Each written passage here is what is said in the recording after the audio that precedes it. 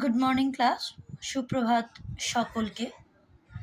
আজ আমরা যে বিষয় নিয়ে আলোচনা করব সেটি হলো আমাদের পাঠ্যসূচির অন্তর্গত গল্প কমলাকান্ত। গল্পটি লিখেছেন বঙ্কিমচন্দ্র চট্টোপাধ্যায়। আমরা আজকে গল্পটি আলোচনা করছি। সেই আফিমখোর কমলাকান্তের অনেক দিন কোনো সংবাদ পাই নাই। অনেক অনুসন্ধান করিয়াছিলাম, অকস্মাৎ একদিন তাহাকে ফৌজদারি আদালতে দেখিলাম। এখানে তোমরা বুঝতেই পারছো, কমলাকান্ত নামে এক ব্যক্তির কথা বলা হচ্ছে। লেখক বলছেন যে এই কমলাকান্তের খবর, সংবাদ মানে খবর, কমলাকান্তের খবর অনেক দিন পাইনি। অনুসন্ধান মানে হচ্ছে খোঁজ। অনেক খোঁজ করে আকস্মাৎ মানে হঠাৎ হঠাৎ তাকে একদিন লেখক কোথায় দেখতে পেলেন না, ফৌজদারি আদালতে দেখতে পেলেন। দেখি যে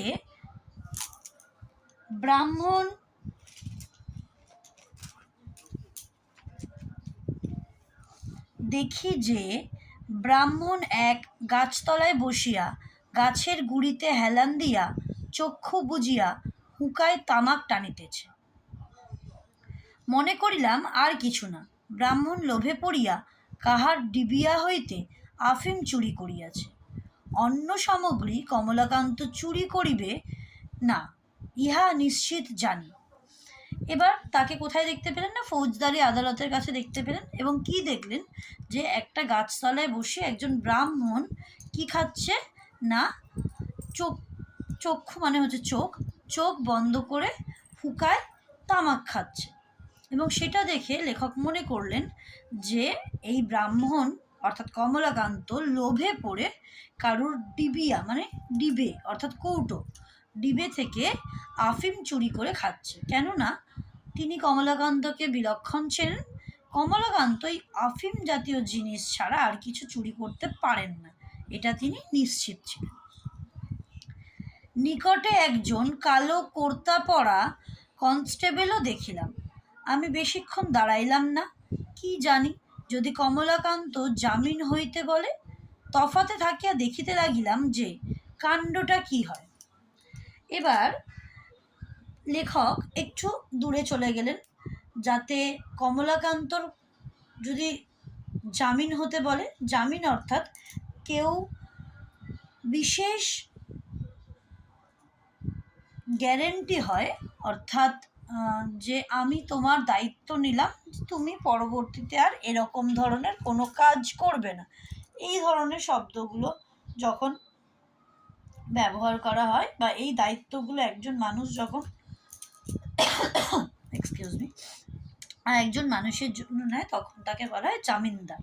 তো সেই জামিন হতে যাতে না হয় কমলাকান্তের বিষয়ে, সেই জন্য লেখক একটু আড়ালে চলে গেল এবং আড়ালে গিয়ে লক্ষ্য রাখতে শুরু করলেন যে কি কাণ্ডটা ঘটছে।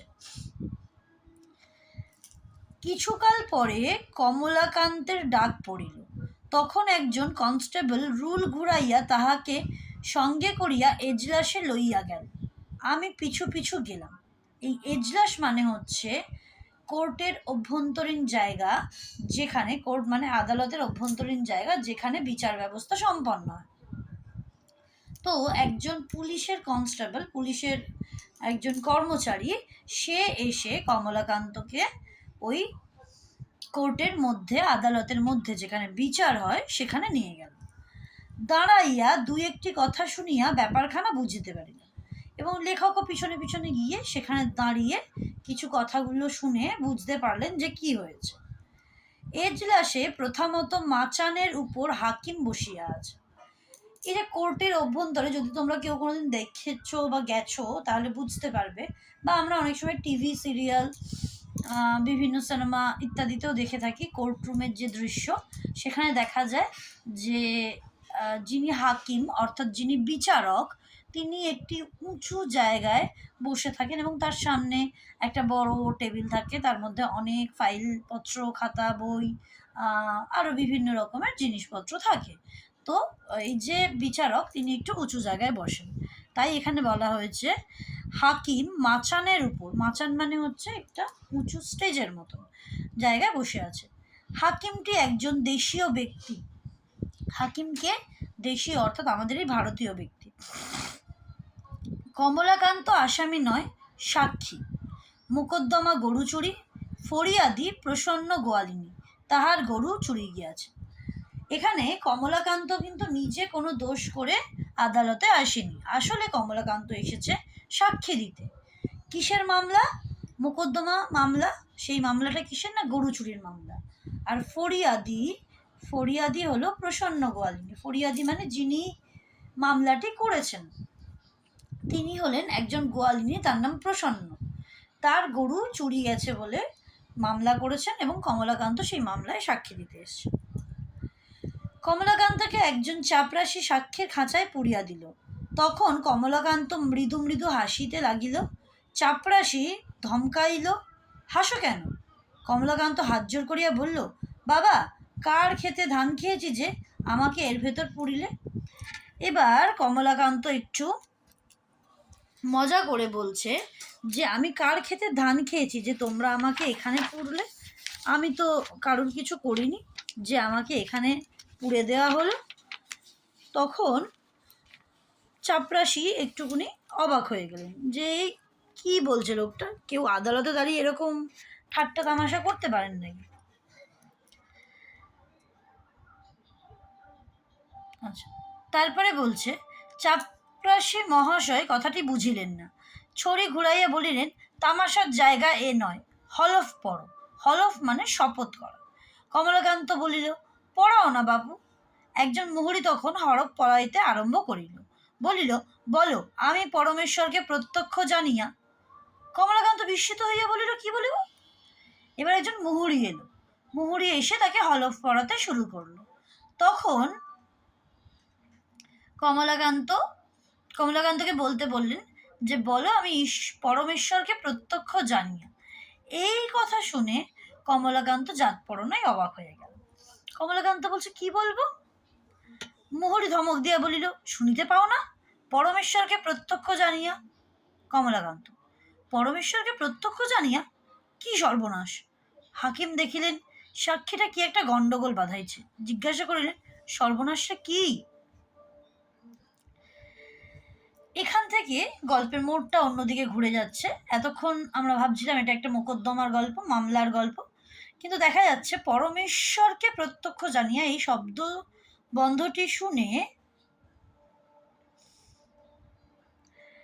আমাদের এই গল্পের যিনি সাক্ষী অর্থাৎ কমলাকান্ত, তিনি জাতপরণায় অবাক হয়েছেন এবং তিনি বলছেন, প্রচণ্ড সর্বনাশ ঘটে গেছে তো, পরমেশ্বরকে প্রত্যক্ষ জানিয়ে।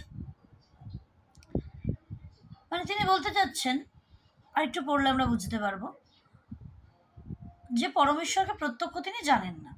এবার হাকিম দেখছে একটা কিছু গন্ডগোল হয়েছে। হাকিম বলছে যে, কেন, কি হলো ওখানে হঠাৎ করে, সর্বনাশটা কি?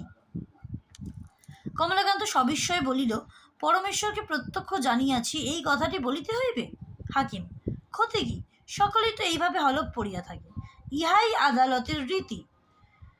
কমলাকান্ত বলছেন, হুজুর সুবিচারক বটে, কিন্তু একটা কথা বলি কি, সাক্ষ্য দিতে দিতে দু একটা ছোট রকম মিথ্যা বলি, না হয় বলিলাম, কিন্তু গোড়াতেই একটা বড় মিথ্যা বলিয়ে আরম্ভ করিব, সেটা কি ভালো? এবার হাকিম আরও অবাক হয়ে গেছে। হাকিম বলছে, এর আবার মিথ্যে কথা কি?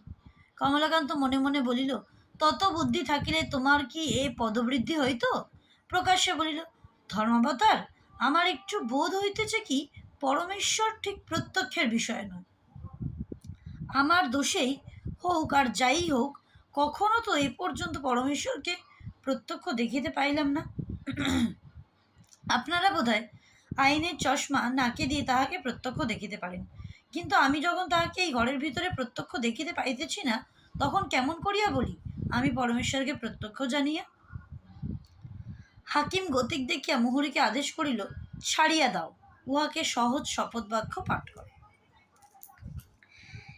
এই যে গল্পটা ঘুরে গেল যে পরমেশ্বরকে প্রত্যক্ষ জানিয়া, কি বলছে, আদালতে আমরা কেন যাই? যে সমস্ত কিছু সত্যি কথা বলবো, সত্যি বিষয় বলবো। এখানে পরমেশ্বরকে প্রত্যক্ষ জেনে, পরমেশ্বর মানে হচ্ছে ভগবান, ভগবানকে প্রত্যক্ষ জেনে মানে প্রত্যক্ষ দেখতে পেয়ে, প্রত্যক্ষ মানে সরাসরি দেখতে পেয়ে, এই শব্দটি শুনে কমলাকান্ত বলতে চাইলেন যে আমি তো ওনাকে কোনোদিন প্রত্যক্ষ দেখিনি, আমি তো ওনাকে কোনোদিন সরাসরি দেখিনি, তাহলে আমি শুরুতেই এত বড় একটা মিথ্যে কথা কেন বলবো? হ্যাঁ, মাঝে মধ্যে একটু আধটু মিথ্যে কথা আমিও বলি, সেটা বলি না তা নয়, কিন্তু তাই বলে আমি শুরুতেই এরকম একটা মিথ্যে কথা বলে দেব? এটা তো হতে পারে না। এবার এই কথা শুনে হাকিম দেখছে যে না, এবার তো বিষয়টা অন্যরকম হয়ে যাচ্ছে, একটু গন্ডগোলের দিকে চলে যাচ্ছে। তখন উনি বললেন যে, মুহুরীকে আদেশ করলেন, ঠিক আছে, ওকে ছেড়ে দাও, এসব বলতে হবে না, ওকে সহজ শপথ বাক্য পাঠ করো, যেখানে এই পরমেশ্বরকে প্রত্যক্ষ জানার কথা নেই, সরাসরি বলা আছে যাহা বলিব সত্য বই, মিথ্যা বলিব না, যেটা আদালতের রীতি যে বলতে হয়, সেই সহজ বাক্য পাঠ করানোর কথা বলেছে। আশা করি তোমাদের এই গল্পটি বুঝতে কারোর কোনো অসুবিধা হয়নি। যদি অসুবিধা হয় অবশ্যই আমার সাথে যোগাযোগ করবে, আর নিজেরা বাড়িতে এই অধ্যায়টির সরব পাঠ অর্থাৎ জোরে জোরে পড়া অভ্যাস করবে। Thank you class.